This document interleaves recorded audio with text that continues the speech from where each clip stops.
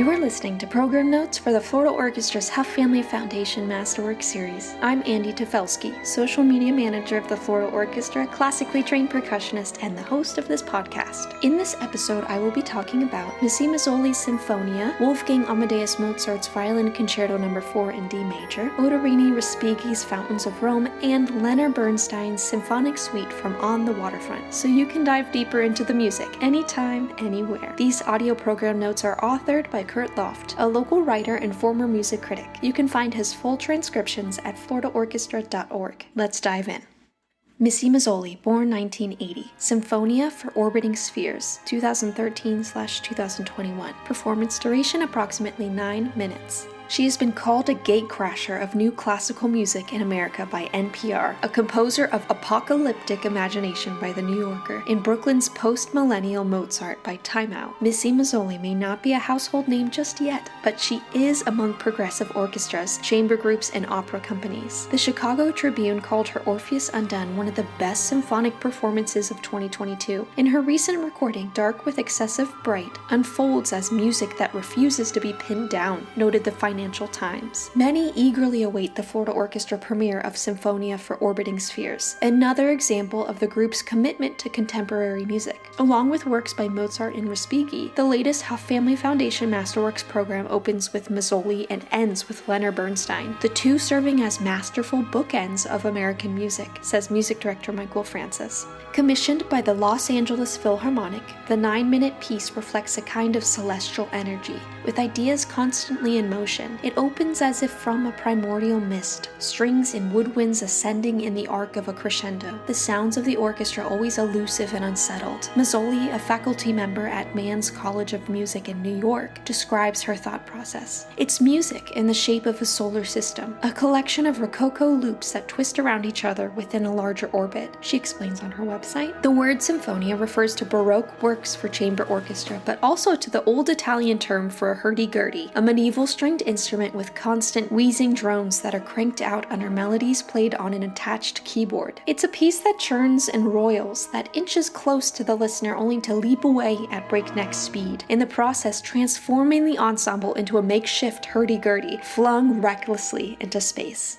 Wolfgang Amadeus Mozart, 1756-1791, Violin Concerto No. 4 in D major, Opus 218. Performance duration approximately 30 minutes. Throughout the 19th and 20th centuries, the violin concerto grew muscular. After Beethoven introduced his iconic masterpiece in 1806, composers probed deep into the form, expanding both artistic possibilities and performer virtuosity. Concertos of Brahms, Tchaikovsky, Bruch, Prokofiev, Sibelius, and others found new expression and size to accommodate bigger halls and audience expectations. But what of the 5 concertos by Mozart, which seem quaint by comparison, all written within 1 year by a 19-year-old? They sound innocent, like polite chamber music, the orchestra always in gracious support of its soloist. His quintet of concertos may stay safely within the classical period mold, with its emphasis on restraint, but much can be felt underneath the veneer. If the first 2 are more perfume than profundity, the next 3 reveal something else. Suddenly there is a new depth and richness to Mozart's whole language, the critic and musicologist Alfred Einstein said of the 3rd concerto, and called the 5th unsurpassed for brilliance, tenderness, and wit.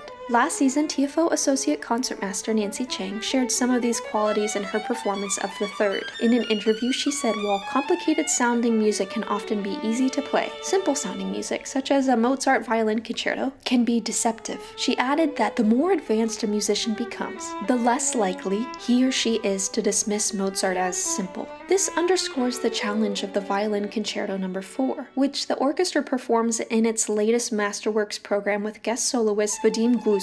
Cast in the bright key of D major, it borrows from the Italian models of Nardini and Vivaldi, but is pure Mozart in how it projects a sunny, lyrical personality, seemingly without effort, yet carried forward with a pulsating energy. The allegro opens as a march-like fanfare, the orchestra playing in a military stride as the violin echoes the theme in the highest register.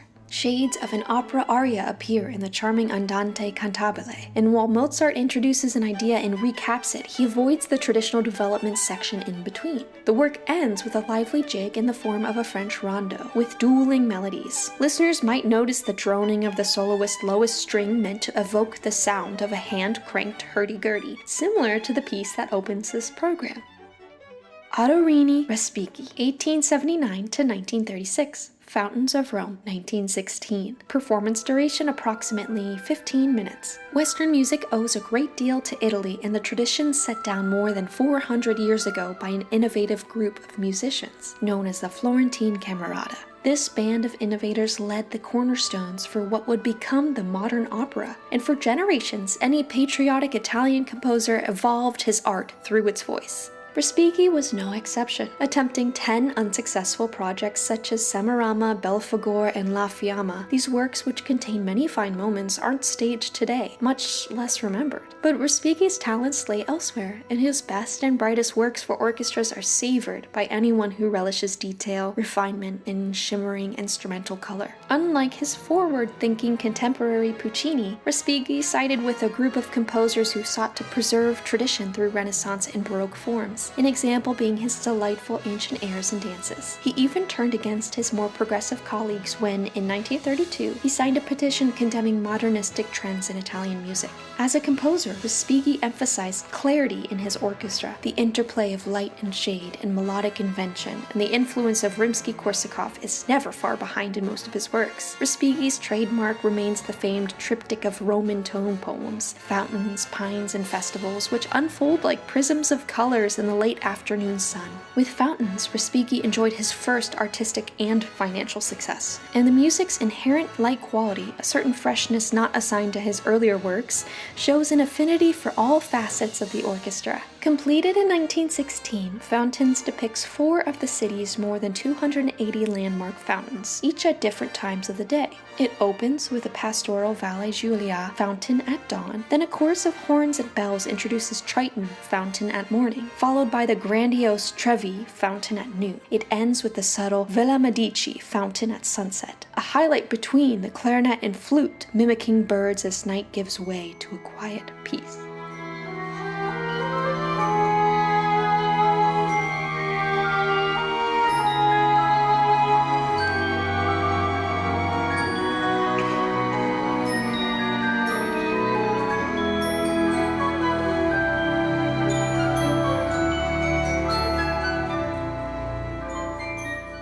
Leonard Bernstein, 1918 to 1990. Symphonic Suite from On the Waterfront, 1955. Performance duration approximately 19 minutes. No American did more to popularize classical music than Leonard Bernstein, and no one was more successful at explaining its relevance to the modern audience. He taught, he motivated, he dazzled, he made converts of the skeptical. He was the first American-born musician to lead a major orchestra in the United States, and during his tenure with the New York Philharmonic, he recorded more than 400 pieces, garnered 10 Emmys, and a half-dozen Grammy Awards. As an interpreter, he championed young American composers and almost single-handedly created the Mahler revival in the 1960s. His personality was huge, his intellect immense, his curiosity insatiable. As a result, he dabbled and experimented in all realms of music, often stretching himself too thin. "I'm overcommitted on all fronts," he once said. Consequently, his music as a whole remains uneven, but the works that shine through have become part of America's cultural fabric.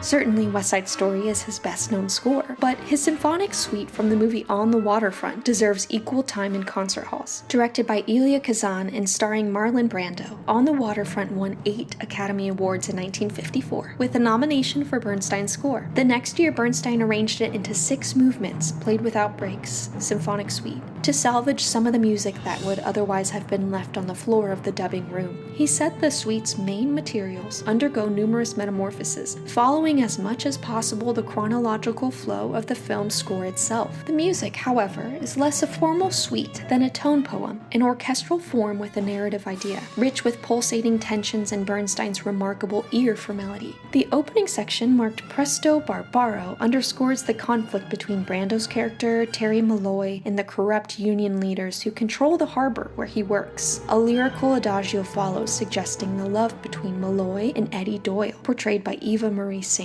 in the film. The music then captures the rift between Malloy and union boss Johnny Friendly, and continues with a theme suggesting Malloy's courageous return to work. Alexander Bernstein, the composer's son who was born the year his father arranged the suite, has called the music sweet, furious, witty, wild, sexy, brazen, passionate, eclectic, and unshamedly hopeful, just like our dad. Some of the recordings in today's podcast were borrowed from the Florida Orchestra archives, including Ottorino Respighi's Fountains of Rome from our 2005-2006 season, Leonard Bernstein's Symphonic Suite from On the Waterfront from our 2015-2016 season, and a bit of West Side Story from our 2021 and 2022 season. Thank you for listening to Sound Waves with the Florida Orchestra. Enjoy the concert.